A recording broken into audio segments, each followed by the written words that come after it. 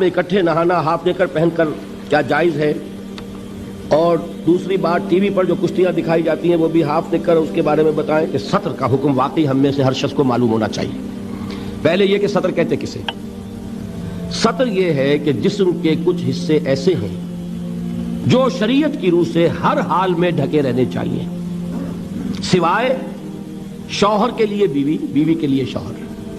یہ تو چونکہ قرآن نے کہا ہن لباس لکم وانتم لباس لہن، ان کے لیے تو کوئی سطر نہیں۔ لیکن دوسری رعایت کیا ہوگی کہ کوئی سرجن ہو، کوئی ڈاکٹر ہو، اس نے معائنہ کرنا ہو، کوئی ضرورت ہے، لیڈی سرجن نہیں مل رہی ہے تو مرد سرجن سے بھی سرجری کرائی جا سکتی ہے جان بچانے کے لیے۔ لیکن ان دو کے علاوہ کوئی شکل نہیں کہ جسم کا وہ حصہ کھلے۔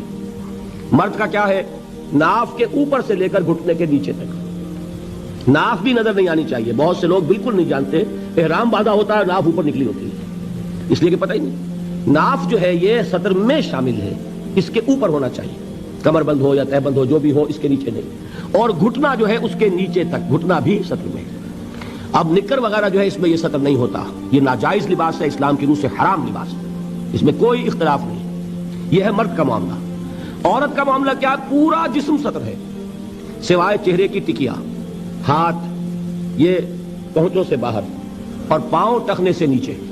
یہ میری بہنیں بھی یہاں موجود ہیں، وہ بھی توجہ سے سنیں۔ یہ عورت کا جسم سطر ہے، بال سطر میں شامل ہیں، یہ ڈھکے رہنے چاہیے۔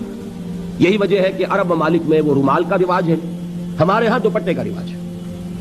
باقی یہ ہے کہ شوہر کے سامنے کھل سکتا ہے، ڈاکٹر کے سامنے کھل سکتا ہے، اس کے علاوہ لیکن باقی کسی کے سامنے بھی، باپ کے سامنے، بھائی کے سامنے، بیٹے کے سامنے، کسی عورت کے سامنے جسم نہیں کھل سکتا سوائے تین حصوں کے: چہرے کی ٹکیا، پورا سر نہیں، ہاتھ کلائیوں تک اور پاؤں ٹخنوں تک۔ یہ ہے کن کے لیے؟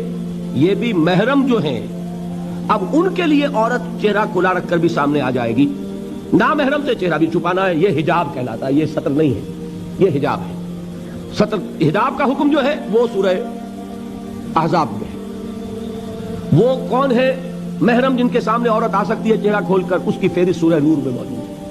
اپنے باپ، شوہر کے باپ، اپنے بیٹے، شوہر کے بیٹے یعنی سوتیلے بیٹے، اپنے بھتیجے، شوہر کے بھتیجے نہیں، شوہر کا بھتیجا نامحرم ہے، اپنے بھانجے عورت کے، شوہر کا بھانجا نہیں، شوہر کا بھانجا نامحرم ہے، اس لیے کہ آج شوہر کا انتقال ہو جائے اس عورت کا نکاح ہو سکتا ہے اس کے بھتیجے کے ساتھ، اس کے بھانجے کے ساتھ۔ ہاں اپنے بھتیجے کے ساتھ کبھی بھی نہیں ہو سکتا، ناممکن۔